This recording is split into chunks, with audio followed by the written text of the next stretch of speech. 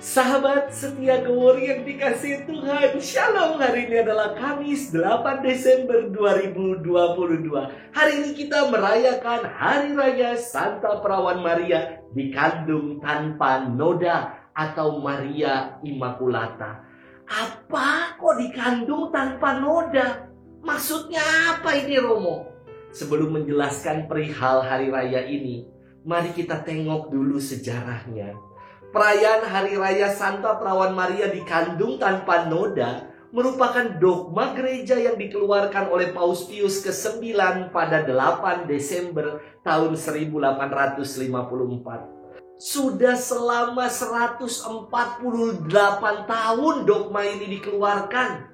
Namun sebetulnya jauh sebelum dogma ini diajarkan, penghormatan dan perayaan kepada Maria yang dikandung tanpa noda atau Maria Immaculata sudah dikenal sejak tahun 1476.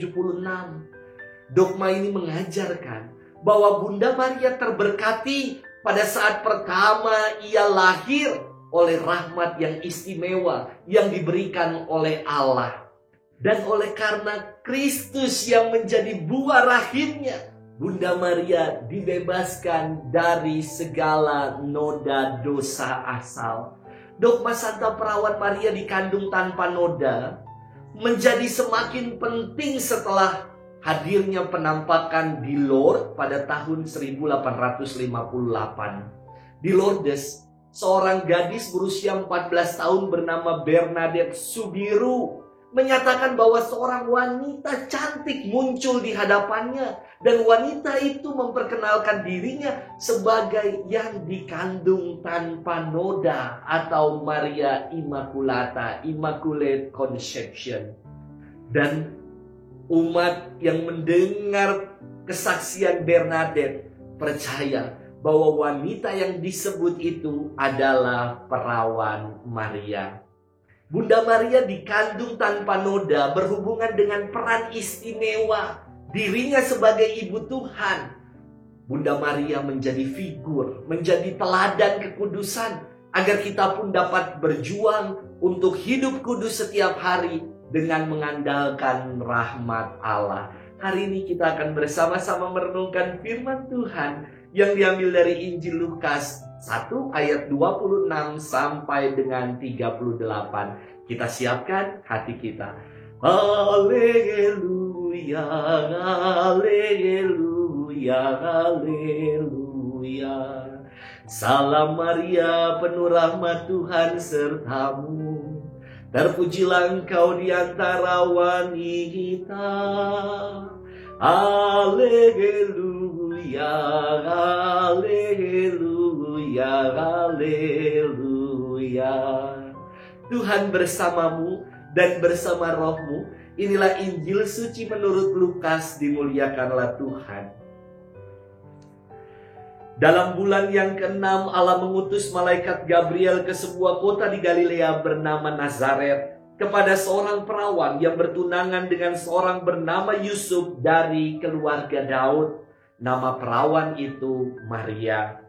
Ketika masuk ke rumah Maria, malaikat itu berkata, "Salam, hai engkau yang dikaruniai, Tuhan menyertai engkau."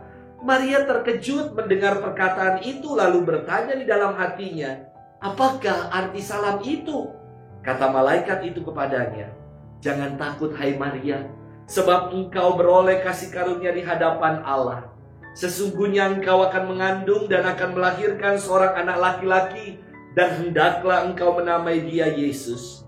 Ia akan menjadi besar dan akan disebut anak Allah yang maha tinggi. Dan Tuhan Allah akan mengaruniakan kepadanya tahta Daud bapa leluhurnya. Ia akan menjadi raja atas kaum keturunan Yakub sampai selama-lamanya, dan kerajaannya tidak akan berkesudahan." Kata Maria kepada malaikat itu, "Bagaimana hal itu mungkin terjadi karena aku tidak bersuami?" Jawab malaikat itu kepadanya, "Roh Kudus akan turun atasmu, dan kuasa Allah yang maha tinggi akan menaungi engkau. Sebab itu anak yang akan kau lahirkan itu akan disebut kudus, anak Allah. Dan sesungguhnya Elisabet sanakmu itu, ia pun sedang mengandung seorang anak laki-laki pada hari tuanya. Dan inilah bulan yang ke-6 bagi dia yang disebut mandul itu. Sebab bagi Allah tidak ada yang mustahil. Maka kata Maria, sesungguhnya aku ini adalah hamba Tuhan. Terjadilah padaku menurut perkataanmu itu. Lalu malaikat itu meninggalkan dia. Demikianlah sabda Tuhan. Terpujilah Kristus. Sahabat setia Gowor yang dikasihi Tuhan, Shalom. Ada pepatah yang mengatakan, persiapan yang baik tidak akan mengkhianati hasilnya.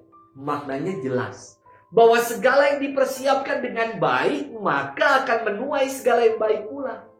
Hari-hari ini banyak sekali, kemarin dari hari Minggu banyak anak-anak remaja yang mohon Romo, mohon doa, saya mau ujian, Romo doakan ya. Dan intensi misa juga mendoakan bagi mereka yang menghadapi ujian akhir semester atau penilaian akhir ini.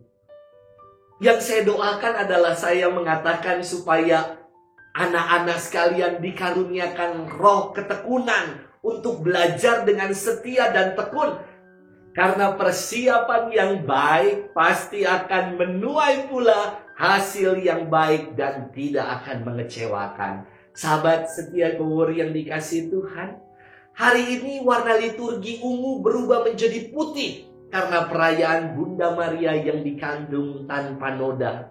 Kembali saya ingin menegaskan bahwa hari raya yang menjadi dogma gereja ini mengajarkan bahwa karya keselamatan Allah sungguh telah disiapkan. Bukan asal-asalan, namun Allah sungguh telah mendesain dengan begitu luar biasa. Allah menganugerahkan karya keselamatannya melalui Bunda Maria. Bunda Maria diikut sertakan dalam karya keselamatan untuk mengandung dari Roh Kudus, melahirkan Immanuel, juru selamat kita. Tentu misteri ini tidak mudah kita pahami, namun tetap dapat kita imani.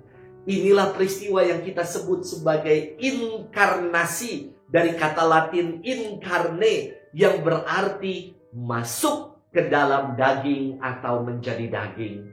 Sahabat setia Gowor yang dikasihi Tuhan, kabar gembira dikatakan oleh malaikat Gabriel. Jangan takut hai Maria, sebab engkau beroleh kasih karunia di hadapan Allah.